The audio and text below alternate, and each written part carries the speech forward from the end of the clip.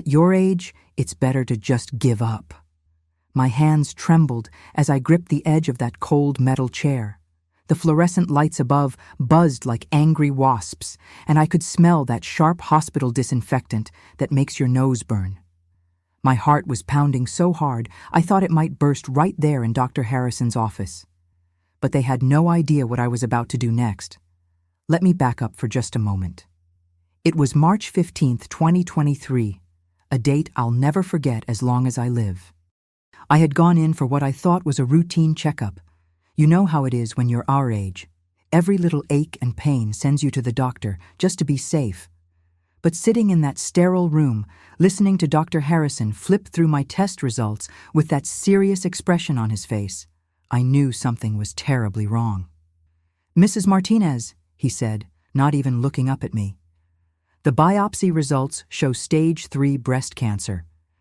At 72 years old, chemotherapy would be very harsh on your system. My recommendation is to make yourself comfortable and spend whatever time you have left with your family." Just like that. Like he was telling me the weather forecast.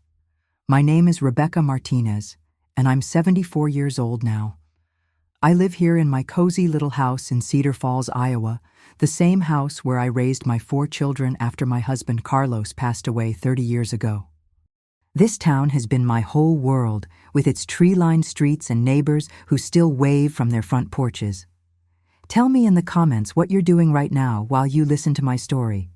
Are you having your morning coffee, folding laundry, or maybe taking a quiet moment for yourself? Hit that like button, because each like is so important to help my voice reach other women who need to hear this. And subscribe to Grandma's Legacy, because no woman should ever feel alone in her struggles. Now I sit here in my sunny kitchen, looking out at the garden that's blooming more beautiful than ever, with my cat Whiskers purring in my lap. The morning light streams through my yellow curtains, and I can hear the birds singing outside my window. It's peaceful now, but let me tell you, 2 years ago, my world was anything but peaceful. You see, I had spent my entire life being the strong one. After Carlos died from a heart attack when I was only 42, I worked double shifts at Murphy's Diner to keep food on the table and my kids, Maria, David, Carlos Jr., and little Anna, in decent clothes. I never remarried, never asked for help, never complained. I was the rock everyone leaned on. But that day in March, sitting across from Dr. Harrison as he basically told me I was too old to bother saving, I felt something crack inside my chest. Not my heart, my spirit. For the first time in my 72 years, someone was telling me I didn't matter enough to fight for. The worst part? I almost believed him. Looking back now, I realized that moment was going to change everything, not just about my health, but about who I thought I was and what I deserved. I had no idea that the biggest battles of my life were just beginning, and they weren't going to be fought in a hospital room. To understand why, Dr. Harrison's words hit me like a sledgehammer. You need to know who I was before that terrible day. I wasn't always Rebecca Martinez, the quiet widow who kept to herself. No, honey, I was Rebecca Fernandez, born in 1951 in a little house on Maple Street, right here in Cedar Falls. Back in the 50s and 60s, this town was even smaller than it is now. Main Street had Woolworth's Five and Dime, Peterson's Hardware, and the old Rialto Theater where we'd go see Elvis movies on Saturday nights. My papa worked at the John Deere plant, and my mama took in sewing to make ends meet. We weren't rich, but we were proud. I met my Carlos at a church dance in 1969 when I was just 18. He was 21, fresh back from Vietnam, with the kindest brown eyes I'd ever seen. He didn't talk much about the war, but sometimes I'd catch him staring out the window with that faraway look. We married in 1970 at St. Mary's Catholic Church, the same church where I'd baptized all my babies and where Carlos would be buried 23 years later. Those early years were like something out of a dream. Carlos got a job at the grain elevator, and I worked part-time at the elementary school cafeteria. We bought our little house on Oak Street for $8,000. Can you believe that? $8,000. Today, that same house would cost you over $100,000. Maria came first in 1971, then David in 1973, Carlos Jr. in 1975, and my baby Anna in 1978. Our house was always full of noise and laughter. Carlos would come home from work covered in grain dust, and the kids would tackle him before he could even get through the door. Sunday mornings we'd all pile into our old blue Ford pickup and drive to church, then stop at Dairy Queen for ice cream cones. I was the neighborhood mom. You know the type. Kids who weren't even mine would show up at my kitchen table for cookies and advice. I taught Sunday school, organized the school bake sales, and never missed a Little League game. When the Johnsons next door went through their divorce, their kids practically lived at our house. When old Mrs. Peterson broke her hip, I brought her casseroles twice a week. Carlos was my anchor through it all. He had this way of making me feel like I could handle anything life threw at us. When Maria struggled with math, he'd sit at the kitchen table with her for hours until she understood. When David got picked on at school for being smaller than the other kids, Carlos taught him how to stand up for himself without throwing punches. He was a gentleman who'd seen too much violence in Vietnam to want any more of it in his home. But life has a way of sucker punching you when you least expect it. It was a Tuesday morning in February 1993. Carlos had just turned 45 the week before, and we were talking about maybe taking a vacation. Our first real vacation in 20 years. He was getting ready for work, humming some old Johnny Cash song while he shaved. I was making his lunch, same as I had every morning for 23 years. Bologna sandwich, apple, thermos of coffee, and a little note tucked inside. "See you tonight, mi amor," he called as he headed out the door. Those were the last words he ever said to me. The call came at 10:47 a.m. I remember looking at the kitchen clock when the phone rang, wondering why anyone would call so early. It was Jim Patterson from the elevator. "Rebecca, you need to come down here right away. Carlos collapsed." By the time I got to the hospital, it was over. Massive heart attack. The doctor said he probably didn't suffer, that it happened so fast he wouldn't have known what hit him. I suppose that was meant to comfort me, but all I could think was that my husband of 23 years had died without getting to say goodbye. I was 42 years old with 4 children to raise, a mortgage to pay, and no idea how I was going to survive. But survive I did. I had to. Maria was 22 and just out of college, but David was only 20. Carlos Jr. was 18 and still in high school, and my baby Anna was just 15. They needed me to be strong, so that's what I was. I picked up extra shifts at the cafeteria, cleaned houses on weekends, and did whatever it took to keep us afloat. Looking back now, I realize that's when I learned to make myself small, to not ask for too much, to just grateful for whatever scraps life threw my way. I thought that was strength, but I was about to learn that sometimes what we call strength is really just fear dressed up in work clothes. The years after Carlos died taught me how to become invisible in plain sight. I perfected the art of not asking for help, of handling everything myself, of being grateful for whatever little bit of attention or care anyone threw my way.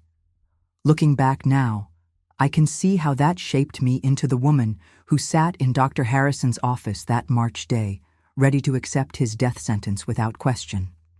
By the time my kids were grown and out of the house, I had settled into a quiet routine. I retired from the school cafeteria in 2016 when I turned 65, started collecting my Social Security, and figured I'd just fade into the background like so many other widows in Cedar Falls. I volunteered at the library on Tuesdays, went to Mass on Sundays, and kept my little house and garden as neat as a pin. My children had their own lives by then. Maria lived in Des Moines with her husband and 2 teenage boys. She'd call once a week, usually on Sunday afternoons, but our conversations were always the same. How was I feeling? Was I eating enough? Did I need anything? Sweet, but distant. David had moved to Minneapolis for his job at Target Corporate. He was good about sending cards on my birthday and Mother's Day, but I saw him maybe twice a year. Carlos Jr. Stayed closest to home. He lived in Waterloo with his wife Janet and their 3 kids, but he was always so busy with work and Little League and dance recitals. And my baby Anna. Well, Anna had moved to Portland, Oregon, and seemed determined to become someone completely different from the little girl who used to help me bake cookies. The warning signs about my health had been building for months before that doctor visit. I'd been feeling more tired than usual, and there was this nagging ache in my chest that I kept telling myself was just old age. You know how it is when you hit 70. Every morning you wake up and something new hurts. I'd been putting off going to the doctor because I didn't want to be one of those old ladies who was always complaining about her aches and pains. But when I found the lump during my shower one morning in February, I couldn't ignore it anymore. It was small, about the size of a marble, but it definitely wasn't supposed to be there. I made the appointment with Dr. Harrison, the same doctor who'd been taking care of folks in Cedar Falls for 20 years, and tried not to worry about it. The mammogram was uncomfortable, but I'd had plenty of those over the years. The ultrasound felt routine. Even when they called to schedule the biopsy, I told myself it was just being thorough. After all, most lumps turn out to be nothing, right? That's what all the pamphlets say. But sitting in that waiting room for the biopsy results, surrounded by women of all ages, some with scared husbands holding their hands, others with daughters or friends for support, I realized I was completely alone. I hadn't told my kids about any of this. Why worry them unnecessarily? I was the mother, the protector. It was my job to handle these things quietly and efficiently. Doctor. Harrison's office hadn't changed much over the years. Same beige walls, same generic landscape paintings, same uncomfortable chairs. He'd aged, of course. His hair was completely gray now, and he wore reading glasses that he kept taking on and off as he reviewed my chart. He'd always been a bit brusque, but I'd attributed that to being busy. Small-town doctors see everybody from cradle to grave, after all. When he finally looked up at me over those reading glasses, his expression was grim. "Mrs. Martinez, I'm not going to sugarcoat this. The biopsy shows invasive ductal carcinoma, stage 3. It's aggressive, and at your age—" He paused, as if he was choosing his words carefully, but somehow that pause made it worse. "At your age, the chemotherapy would be very hard on your system. The side effects can be brutal: nausea, hair loss, extreme fatigue, increased risk of infection. And frankly, the statistics for women over 70 aren't encouraging."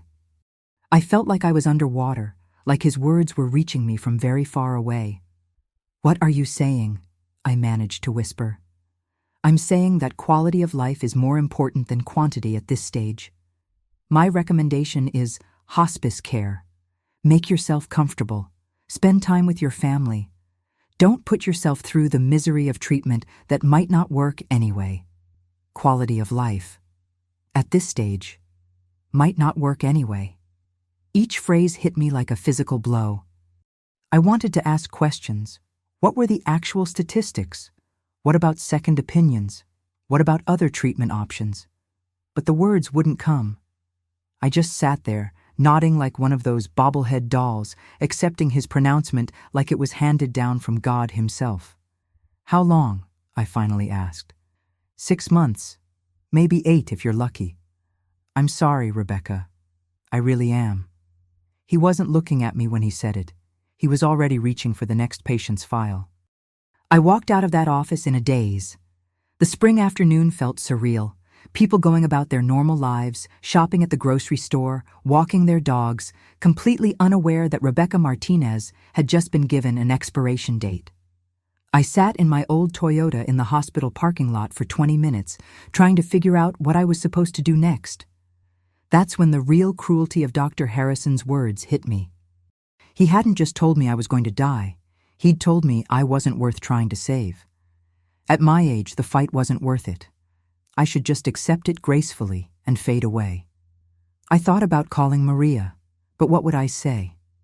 I thought about driving to Carlos Jr.'s house, but he'd be at work. I thought about calling the church, but Father Rodriguez would just tell me it was God's will. So I drove home to my empty house and sat at my kitchen table, staring at the phone, wondering how you tell your children that their mother has been given up on. I spent 3 days carrying Dr. Harrison's death sentence around like a stone in my chest before I finally called Maria. 3 long days of wandering around my house, looking at family photos and wondering which of my belongings the kids would want to keep. 3 nights lying awake, staring at the ceiling and trying to figure out how to break the news that their mother was dying. When I finally picked up the phone that Saturday morning, my hands were shaking so badly I could barely dial Maria's number. "Mom, is everything okay? You never call this early." Just hearing her voice made my throat close up.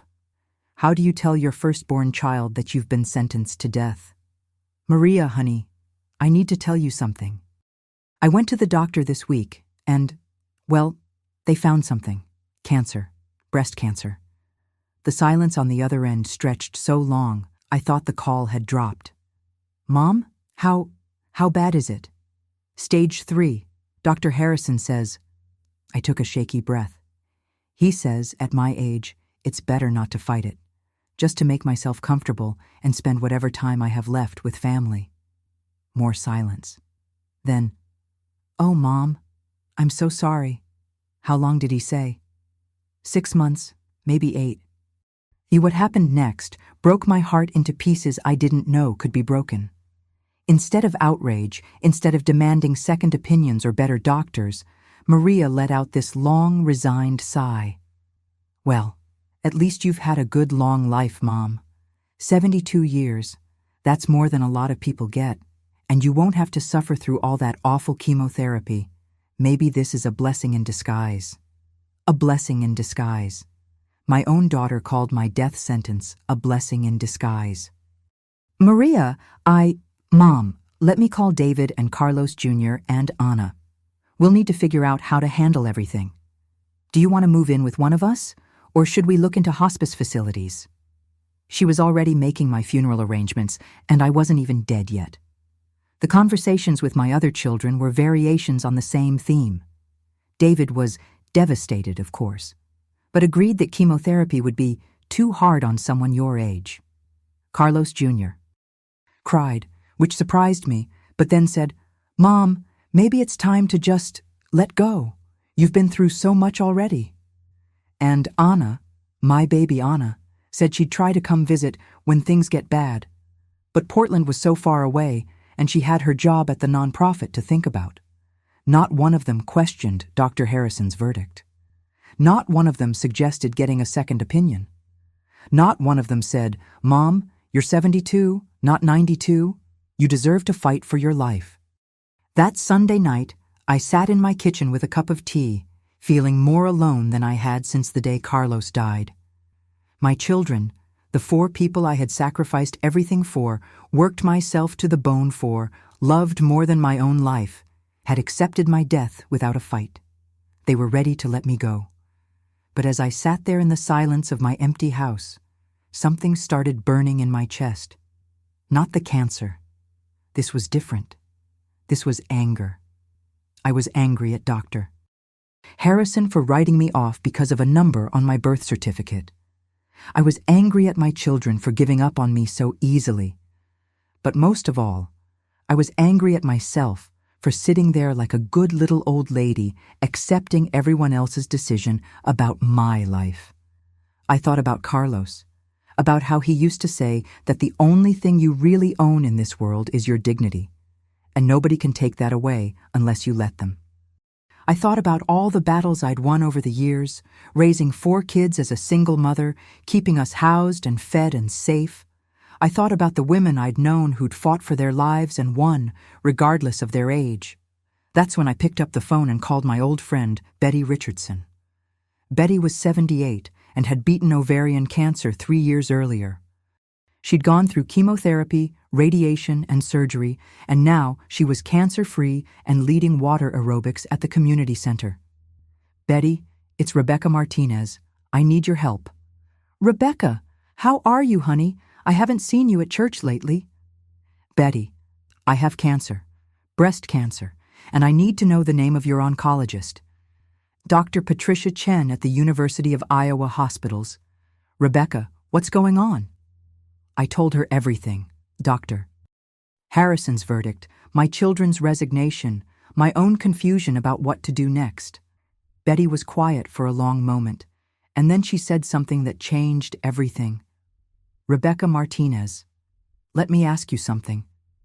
If your daughter Maria had breast cancer, would you tell her to just give up because treatment was too hard? Of course not. I'd fight for her with everything I had. Then why aren't you willing to fight for yourself with that same energy? You matter just as much as she does. Your life is just as valuable. And 72 isn't a death sentence, it's just a number. Those words hit me like lightning. If you're feeling the weight of being dismissed or written off right now, show your support, hit that like button, comment if you've been through something similar, and subscribe because we strong women need to stick together through the darkest moments. Betty gave me Dr. Chen's number and made me promise to call first thing Monday morning. She also gave me something even more valuable. She reminded me that I was worth fighting for, even if everyone else in my life had forgotten that fact. That night, I barely slept.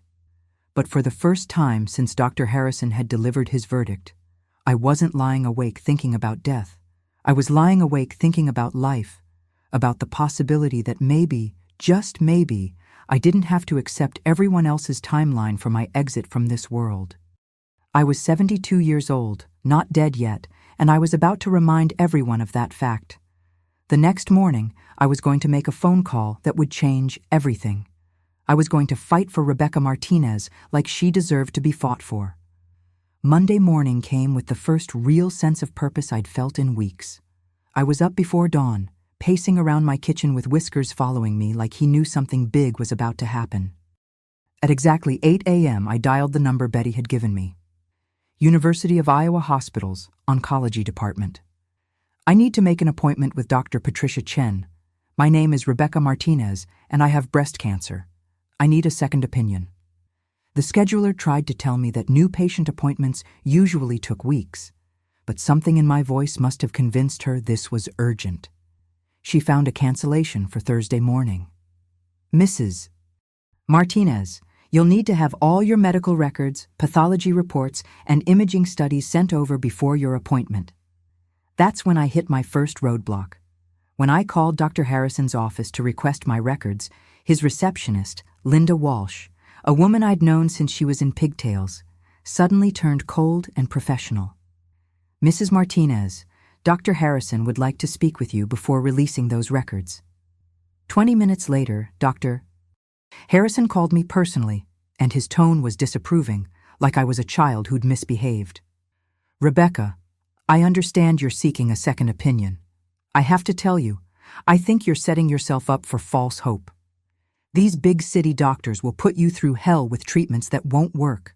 They'll take your money and put you through suffering that an elderly woman shouldn't have to endure. Elderly woman.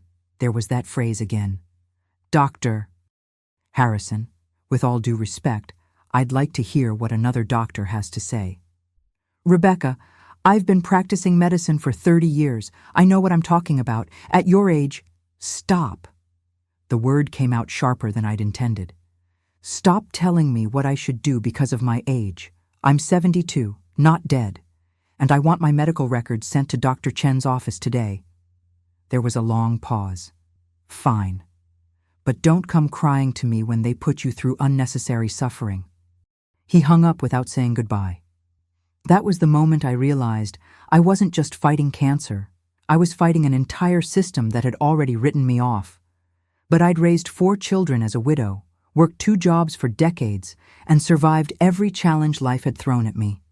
I wasn't about to be defeated by some attitudes about age. The next challenge was telling my children about my decision. I started with Carlos Jr. because he lived closest and had always been my most emotional child. Maybe he'd understand. I drove to his house that Tuesday evening after dinner. Janet answered the door with flour on her apron. She'd been baking cookies with the kids. Rebecca, what a nice surprise. Come in, come in. Carlos Jr. was helping 8-year-old Tommy with his homework at the kitchen table.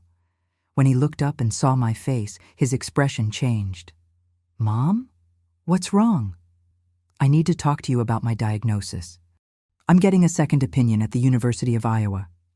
His face fell. Mom, why are you putting yourself through this? Dr. Harrison knows what he's talking about. You're just going to get your hopes up for nothing. Carlos, I'm your mother, and I'm asking for your support. Mom, be realistic. You're 72 years old. Even if they could treat it, the chemo would make you so sick. Why put yourself through that misery? You've lived a good life. There it was again, that phrase that made my blood boil. You've lived a good life, as if my life was already over and done with. What if it was Janet sitting here telling you she had cancer? Would you tell her she'd lived a good life and should just give up? That's different, Mom. Janet's only 45. So my life matters less because I'm older? He couldn't answer that question, and his silence told me everything I needed to know. The conversation with Maria went even worse. She actually got angry with me. Mom, you're being selfish. Do you have any idea what it's going to be like for us to watch you go through chemotherapy? To see you get sicker and sicker, losing your hair, throwing up all the time? And for what? So you can maybe live another year or two? Selfish. My own daughter called me selfish for wanting to live. That's when I realized I was truly on my own. My children, who I had sacrificed everything for, were more concerned about their own comfort than my life. They'd rather plan my funeral than support my fight. But you know what? I'd been on my own before, and I'd survived just fine. Thursday morning, I put on my best dress, the navy blue one with the small roses that Carlos always said brought out my eyes, and drove the 90 minutes to Iowa City. The University of Iowa hospitals was intimidating, all glass and steel and bustling with people who looked like they had important places to be. But I walked into that oncology department with my head held high. Dr. Patricia Chen was nothing like Dr. Harrison. She was probably in her 40s with kind eyes and a warm smile. But more importantly, when she talked to me, she looked at me, really looked at me, like I was a person worth saving. Mrs. Martinez, tell me what brings you here today. I told her everything, the diagnosis, Dr. Harrison's recommendation, my family's reaction. She listened without interrupting, taking notes and nodding at all the right places. Then she said something that almost made me cry.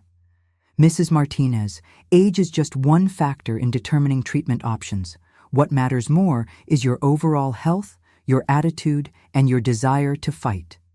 From what I can see, you're a strong, healthy 72-year-old woman with a lot of life left to live. A lot of life left to live. Finally, someone who saw me as more than just a number. Dr. Chen spent 2 hours with me that first visit. 2 hours. Dr. Harrison had never spent more than 15 minutes examining me, and half of that was spent looking at his computer screen instead of me. But Dr. Chen examined me thoroughly, asked detailed questions about my health history, and most importantly, she asked me what I wanted. Mrs. Martinez, if you decide to pursue treatment, it won't be easy. Chemotherapy is challenging at any age. But I've treated many women in their 70s and 80s who've gone on to live full, healthy lives after treatment. The decision is entirely yours. The decision is entirely yours. When was the last time anyone had said that to me? She explained my options in detail. 6 months of chemotherapy, followed by surgery, then radiation. The side effects would include fatigue, nausea, and yes, I would lose my hair. But the 5-year survival rate for women my age with my specific type of cancer was over 70% with treatment, compared to 0% without it. Doctor, why didn't Dr. Harrison tell me about these statistics? She paused, choosing her words carefully. Some physicians believe that older patients can't handle aggressive treatment. Unfortunately, that sometimes leads to undertreating cancers that are very treatable. Undertreating. That's a nice way of saying they'd given up on me without a fight. I started treatment 3 weeks later. The first day of chemotherapy, I sat in a room full of other cancer patients, some younger than me, some older. There was Martha, 84 years old, and on her second round of treatment for lung cancer. There was Jennifer, only 38, with 3 small children at home. There was Robert, 79, and cracking jokes to keep everyone's spirits up. What struck me was how normal it felt. These weren't people who'd given up. These were fighters. They were reading books, chatting with nurses, supporting each other through the process. They made me realize that choosing treatment wasn't giving in to suffering. It was choosing hope. The news of my treatment decision spread through Cedar Falls faster than gossip at a church potluck. The reactions were interesting. Dr. Harrison's office called to express concern about my choice. Linda Walsh, his receptionist, actually said to me, "Rebecca, we're worried you're being taken advantage of by those big city doctors who just want to make money off desperate people." Desperate people. Is that what I was? Some of my neighbors were supportive. Betty Richardson, of course, cheered me on every step of the way. She drove me to treatments when I felt too tired to drive myself, brought me homemade soup when I was nauseous, and sat with me when the loneliness got too heavy to bear alone. But others seemed almost offended by my decision to fight. At the grocery store, I overheard Mrs. Peterson telling someone, "Poor Rebecca Martinez. She's just prolonging the inevitable. It's sad when elderly people can't accept reality." Elderly people. There was that phrase again. The hardest part wasn't the physical side effects of chemotherapy, though losing my hair was tougher than I'd expected. Carlos used to say my hair was my crowning glory, and watching it come out in clumps was like losing another piece of him. But I bought myself a beautiful scarf, and you know what? I looked pretty good in it.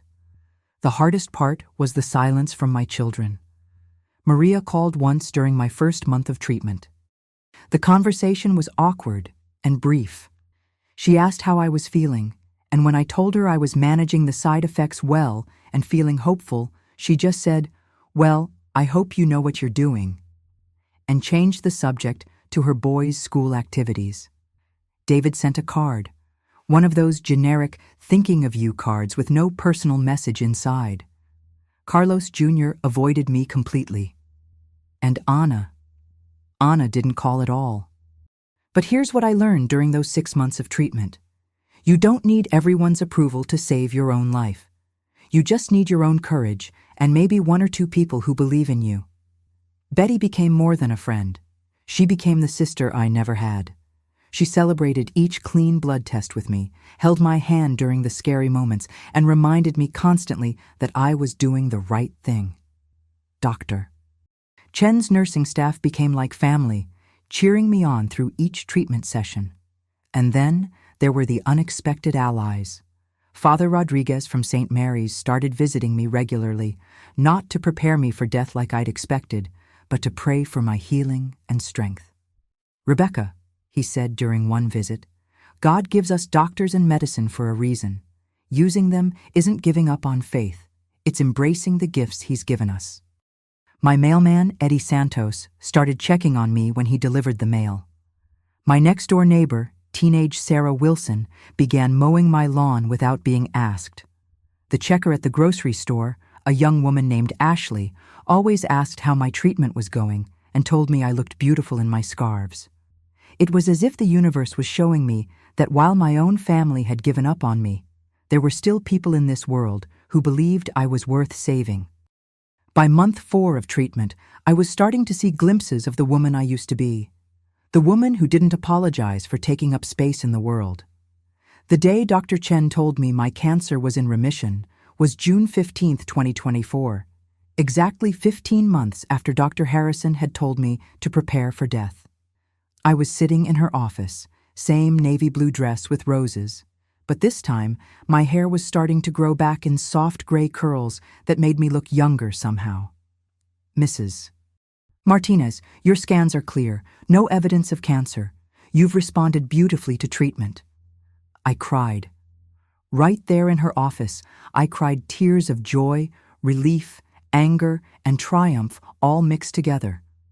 Dr. Chen handed me tissues and smiled. "How does it feel to be a cancer survivor?" A cancer survivor, not a victim, not an elderly woman who should have accepted her fate quietly. A survivor. "It feels like getting my life back," I told her. And that's exactly what it was, getting my life back. But this wasn't the same life I'd had before cancer. This was better. This was the life of a woman who'd fought for herself and won. The first thing I did was redecorate my house. I'd been living with the same furniture, same curtains, same everything since Carlos died 30 years earlier. But now, looking at all those browns and beiges, I realized I'd been living in the past instead of the present. I bought bright yellow curtains for the kitchen, a cheerful blue sofa for the living room, and planted flowers in colors I'd never dared try before. Hot pink petunias, orange marigolds, purple impatiens. Betty came over to help me hang pictures and laughed when she saw my transformation. "Rebecca, you look 10 years younger. What's your secret?" "I stopped waiting for permission to live my own life," I told her. The second thing I did was join Dr. Chen's cancer support group. Every Tuesday evening, I'd drive to Iowa City to meet with other survivors. There was something powerful about being in a room full of people who understood what it meant to fight for your life when others had given up on you. We shared stories, offered advice, and celebrated each other's victories. That's where I met Eleanor Walsh, 78 years old and 5 years cancer-free. Eleanor had started a volunteer program visiting newly diagnosed cancer patients in hospitals throughout Iowa. She asked if I'd be interested in joining. "Rebecca, you have a story that needs to be heard. There are too many older women who accept death sentences when they should be fighting for their lives." So I became a volunteer patient advocate. Once a week, I'd visit women in hospitals who'd been told they were too old for treatment, too frail for chemotherapy, too close to death to bother fighting. I'd sit by their bedsides and tell them my story, how Dr. Harrison had written me off, how my family had accepted it, and how I'd chosen to fight anyway. You'd be amazed how many women are in this situation. Sarah, 75, with lung cancer, told by her doctor that treatment would be too hard on someone your age. Margaret, 68, with ovarian cancer, whose own son said she should just enjoy whatever time you have left. Dorothy, 81, with colon cancer, who'd been sent straight to hospice without ever being offered treatment options. One by one, I helped these women find their voices, find their courage, and find doctors who saw them as people worth saving instead of numbers on a chart. The work gave me a purpose I'd never had before. Instead of just being Carlos's widow or my children's mother, I was Rebecca Martinez, cancer survivor and patient advocate. I was making a difference in the world. My relationship with my children remained complicated. Maria eventually came to visit 6 months after my treatment ended. She walked into my newly decorated house and stopped short. "Mom, everything looks so different." "I'm different," I told her. "Cancer changed me." "You look good," she admitted, almost reluctantly. "Healthier than you have in years." We had coffee at my new yellow kitchen table, and for the first time in decades we talked honestly. I told her how hurt I'd been by her reaction to my diagnosis, how abandoned I'd felt when she'd called my death sentence a blessing in disguise. "Mom, I was just trying to protect you from false hope. I didn't want you to suffer unnecessarily." "Maria, honey, the only unnecessary suffering was thinking my life wasn't worth fighting for. I'm 74 years old now, cancer-free, and I've never been happier." She cried then, really cried, and apologized for giving up on me so quickly. "I don't know why I did that, Mom. I guess I just accepted what the doctor said without questioning it." "That's what women our age are trained to do," I told her.